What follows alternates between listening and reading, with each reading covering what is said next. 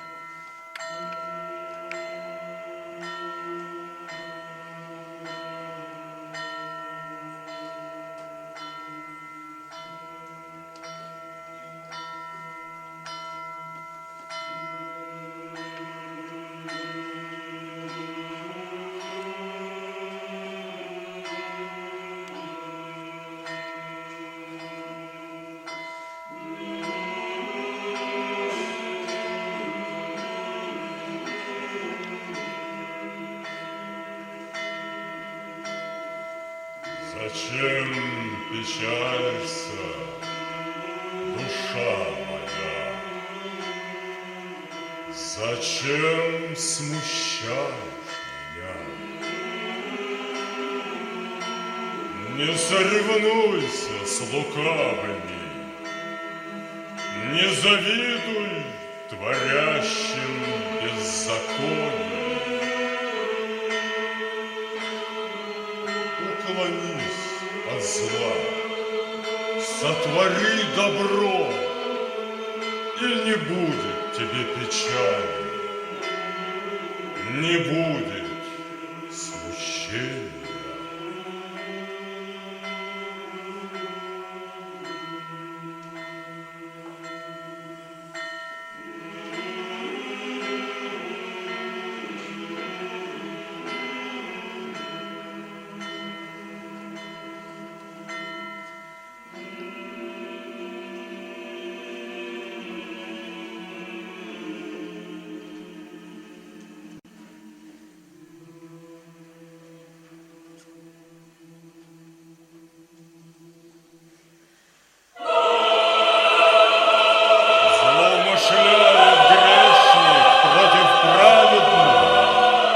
Скрежещет зубами своими. Оружие извлекли грешники, натягивают лук свой, чтобы пронзить нищего и убогого, заклать правых сердцем. Но оружие их пронзит сердца их, и луки их сокрушатся.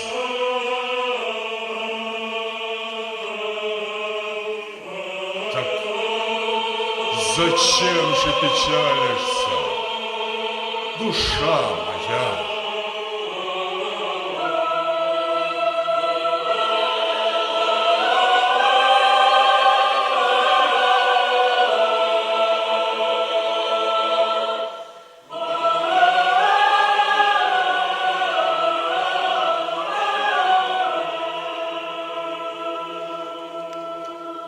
Скор будь, о утешитель, немедли, ибо попрали меня враги мои, уловили душу мою, творят беззаконие, всемилостивец.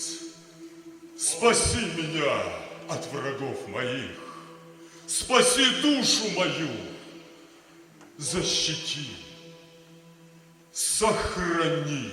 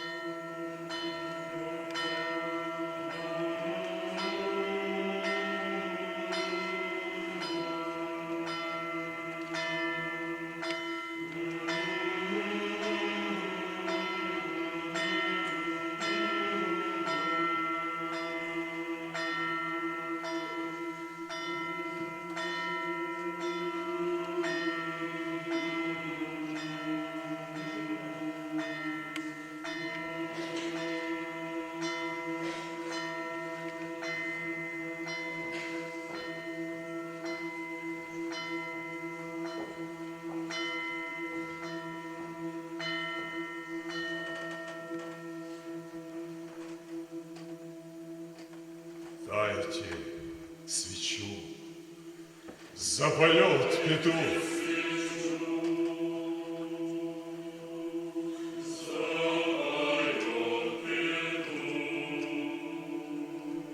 Я отойду.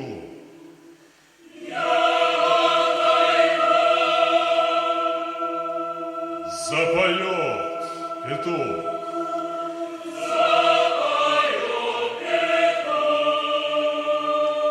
Дайте свечу.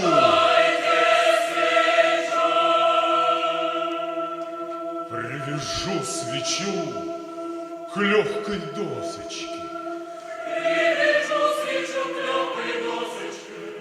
Пущу досочку вниз по реке.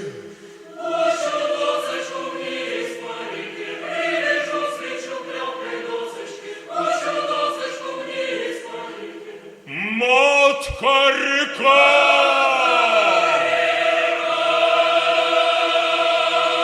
Не гаси свечу!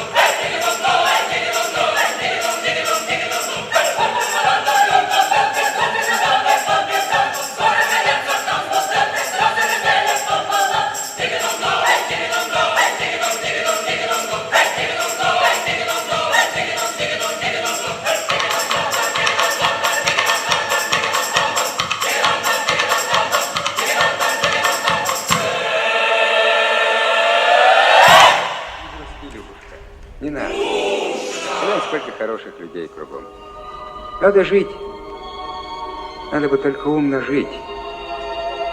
Вот погоди, если свидимся, я все тебе расскажу. Я ведь много повидал на веку. Даже устал. Душа моя скорбит. Но она все помнит. Дай время, дружок, все будет хорошо.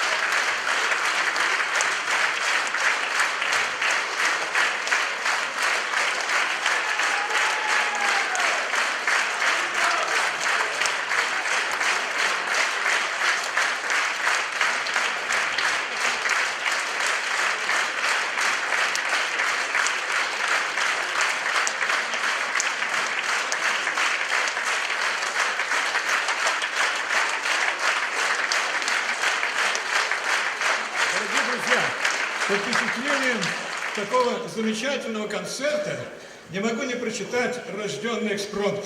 Какая музыка, какое исполнение! В душе звенит восторг и восхищение.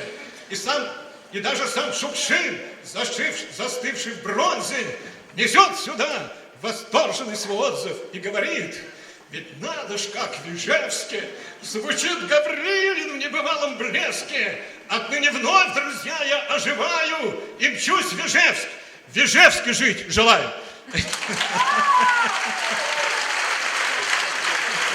Дорогие друзья, только что вышла моя новая книга, 7-я в этом году, «Путешествие по России».